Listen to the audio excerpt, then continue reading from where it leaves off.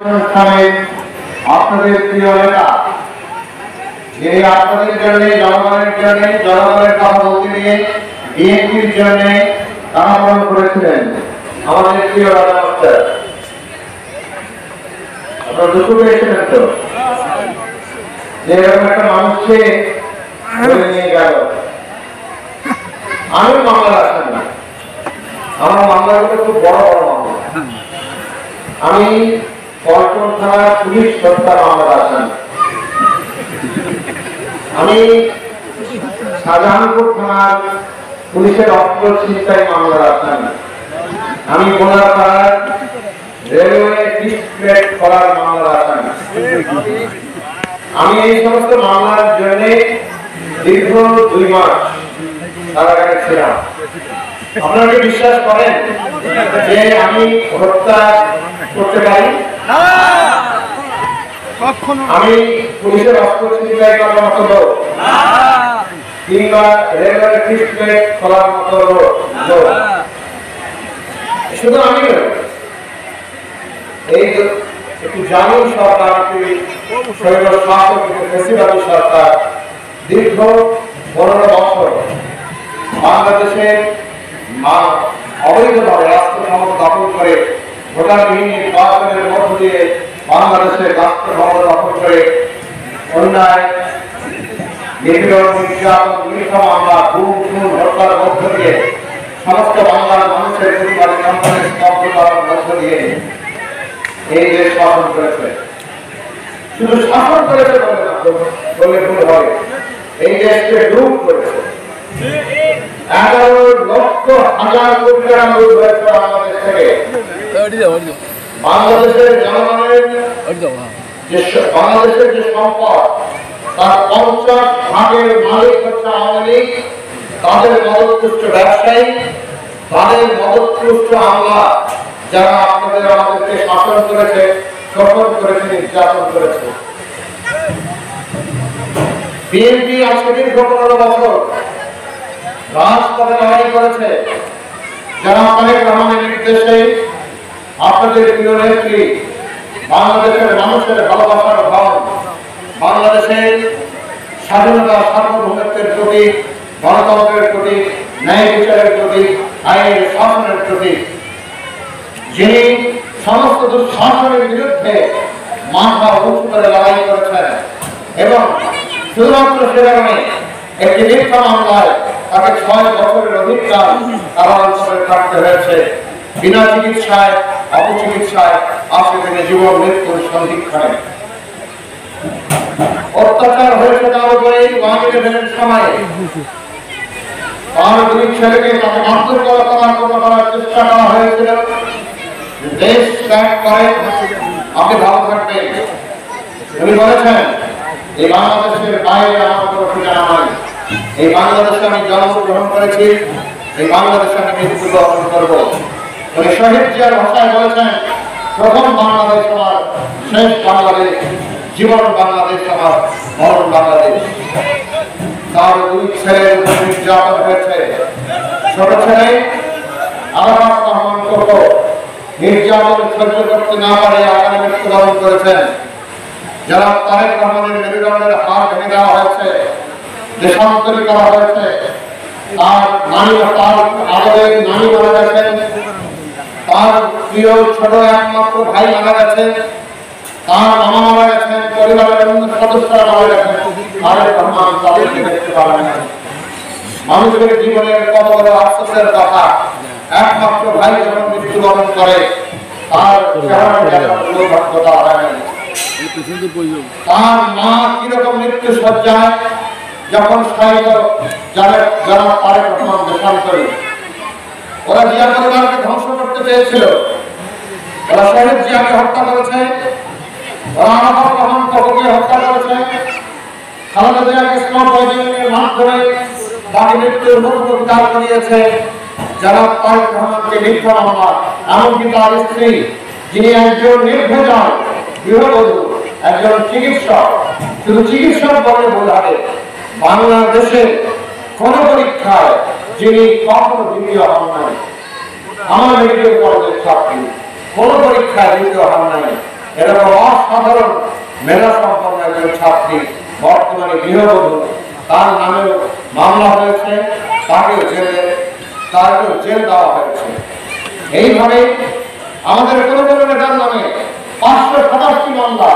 আমাদের এই অঞ্চলের প্রিয় নেতা হাবিবুল্লাহ খান স্যারের নাম শুনেছেন আপনারা অনেকেই। 517টি মামলা। পৃথিবীর ইতিহাসে কোন মানুষের নামে এত মামলা হতে পারে না। মহাসচিবের নামে 200 অধিক মামলা। এইভাবে আমাদের জীবনগুলোকে, আমাদের সময়গুলোকে এইভাবে পর্যস্ত করা হয়েছে, পঙ্গু করা হয়েছে। এই বিএনপির 60 লক্ষ বিএনপি নেতাকর্মীর নামে মামলা দিয়েছে আওয়ামী লীগ। এই সমস্ত নেতাকর্মীরা গৃহহারা হয়েছে, বাড়ি হারা হয়েছে, বাড়ি ছাড়া হয়েছে, সংসার ছাড়া হয়েছে, পরিবার ছাড়া হয়েছে, অনেকে স্ত্রী ছেড়ে চলে গেছে, অনেকে চাকরি ছাড়া হয়েছে, ব্যবসা ছাড়া হয়েছে। আমাদের জীবনে কষ্টের কোন সীমাহীন কষ্টের মধ্যে বিএনপি নেতাকর্মীরা দীর্ঘ 15 বছর তাদের জীবন লাভ করেছে। সেই সময় দিনের কথা, জেলখানায় আমি যখন মহাসচিব একটি পত্রিকা দেখালেন যে রাজা সাহেব আপনার নাম তো পত্রিকায় উঠেছে, এনুর মোহাম্মদ মিলন হয়ে গেল, ওই দিছিল না। সেখানে এই গাইবান্ধা অঞ্চলে তখন ধান খেতে পাকার সময় মাঝখানে ধান খেতে বিএনপি নেতাকর্মীরা মাঝখানে থাকা জায়গা, সেই জায়গার মধ্যে বিএনপি নেতাকর্মীরা ঘুমাতে। এইভাবে মানুষের স্কুল ঘরের ভেন্টিলেটর করে সেখানে মানুষ থাকতো। ঢাকাতে গিয়ে আগে রিক্সা চালাতো শিক্ষিত যুবক, পরে মোটরসাইকেলের পিছনে রাইডার কি বলে ওটার নাম, সেইটা করে জীবন যাপন করতো। গার্মেন্টসের বিএনপি নেতাকর্মীরা গার্মেন্টসে কাজ করতো, গার্মেন্টসে কাজ করে করা হয়েছে। এইভাবে গোটা বাংলাদেশকে একটি সন্ত্রাসের রাজত্বে, একটি নির্যাতনের রাজত্বে পরিণত করা হয়েছিল। দেশের সাম্রাজ্য চালু হয়েছে, লুট হয়েছে বাংলাদেশের সম্পদ। আমরা বাংলাদেশের সম্পদের, আমি বলেছি একটু আগে, 50 ভাগের বেশি সম্পদের মালিক হচ্ছে আওয়ামী লীগ। বাংলাদেশের মানুষের আমরা প্রতিবাদ করেছি, রাজপথে লড়াই করেছি, এবং সেই বিএনপি সেই দীর্ঘদিনের সংগ্রাম লড়াইয়ের পটভূমির উপর দাঁড়িয়ে ছাত্র জনতার বিজয় অর্জিত হয়েছে। সেই শহীদ আবু সাহেবের কথা বাংলাদেশের মানুষ কখনো ভুলবে না। ছাত্র সমাজ গোটা বাংলাদেশের আন্দোলনের ক্ষেত্রে একটি আইকন হচ্ছে শহীদ আবু সাহেব, আমাদের পাশে কি বলেছেন সন্তান। বুক চেপে দাঁড়িয়ে সাহসের সাথে বলে, সাহস থাকলে দুই নয়, একটা বলে, দুইটা বলে, তবু স্থির হয়ে দাঁড়িয়ে আছে। তিনটা বলে আবু সাহেব স্থির হয়ে দাঁড়িয়ে আছে। চারটা বলে আবু সাহেব করে নেওয়া রাস্তায় গোটা বাংলাদেশের মানুষ, সারা পৃথিবীর মানুষ দেখলো সেই দৃশ্য, সেই নির্মমতা, সেই বিভৎসতা। বাংলাদেশের মানুষ জেগে উঠল, রাজপথে নেমে এসে আসলো মা, বোন, শিশু, অভিভাবক, সবাই লক্ষ কোটি জনতা বাংলাদেশের মানুষ রাজপথে নেমে এসেছে। বিএনপি বিভিন্ন পর্যায়ের নেতাকর্মী এই আন্দোলনে 157 জন বিএনপি নেতাকর্মী শহীদ হয়েছেন, অন্য দলের নেতাকর্মীরাও শহীদ হয়েছেন, ছাত্র জনতার শহীদ হয়েছে। 8-17 ব্যক্তিরা বাংলাদেশের স্বাধীনতার পরে এত বড় গণহত্যা আর কখনো হয় নাই। শেখ হাসিনা হুকুম দিয়েছিল, পুলিশ রাজি ছিল, পুলিশ গুলি করতে রাজি ছিল, পুলিশ গুলি করেছে। 5 তারিখেও প্রায় 100 মানুষকে হত্যা করেছে পুলিশ। আবার সেনাবাহিনীকে যখন শেখ হাসিনা বলেছে যে কোনো মূল্যে এই লং মার্চ ঠেকাতে হবে, ঢাকা মার্চ ঠেকাতে হবে, সেনাবাহিনীকে তাদের প্রতি আমরা কৃতজ্ঞতা জানাই। সেনাবাহিনী আমাদের দেশের সম্পদ, সেনাবাহিনীকে বাংলাদেশের মানুষ শ্রদ্ধা করে। সেনাবাহিনী সরাসরি আনসার দিয়েছে শেখ হাসিনাকে, আমরা মানুষের উপরে গুলি চালাতে পারবো না। ফোন করেছে জয়কে, জয় সেনাবাহিনী প্রধানকে বলেছে, তোমাকে এই ক্ষমতায় চেয়ারে বসিয়েছে আমার মা, এখন তুমি এই কথা বলছো, আমার মা যা বলে সেইটা পালন করো। যে কোনো মূল্যে এই যে মানুষ, যে স্রোতের মতো, ধানের মতো মানুষ ঢাকার রাজপথ দিয়ে ফিরে আসছে বাংলাদেশের গণভবনের দিকে এসে যেখানে মধ্যে ঠেকাতে হবে। তখন সেনাপ্রধান উত্তর দিয়েছেন, আমি এটি করতে পারবো না। এখানে সবচেয়ে খারাপ হতে পারে যে আপনার মায়ের যারা বডিগার্ড আছে তারা আমাকে হত্যা করতে পারে। আমি সেদিকে নিতে প্রস্তুত আছি, কিন্তু এই কথা মনে রাখবেন, আমাকে যদি আপনার মায়ের গার্ড রেজিমেন্ট যদি আমাকে হত্যা করে, সেনাবাহিনী আপনার মাকে হত্যা করবে, আপনার পরিবারের একজন মানুষও বেঁচে থাকবে না। সেখান থেকে তখন শান্ত হয়েছে।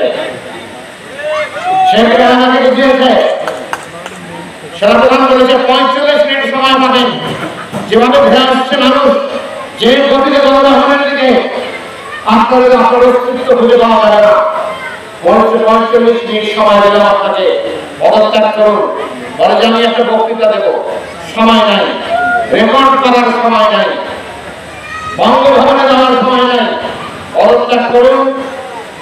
তখন বলে যে আমার একটা শর্ত, আমাকে নিরাপদে মোদীকে ফলো করেছে তার সবচেয়ে প্রিয় লোক শেখ হাসিনা বলতো না, আমি উজাড় করে দিয়েছি। সেই মানুষ বলতো নিজে নিজে শূন্য আমি, মৃত্যু আমার খোলা, এখন শুধু বাকি আছে পাথার কাপড় খোলা।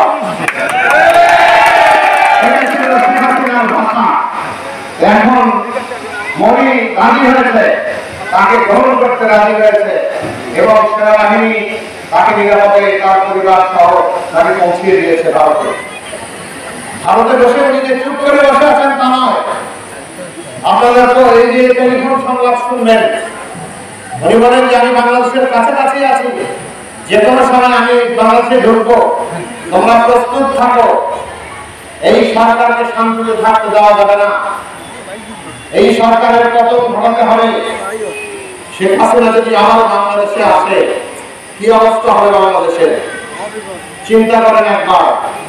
আহত বাঘ কিংবা একটা বিষধর সাপকে যদি আপনি আত্মহত্যা করে ফেলে দেন, সে কতখানি হিংস্র হতে পারে সেই কথাটা একবার বিবেচনা করুন।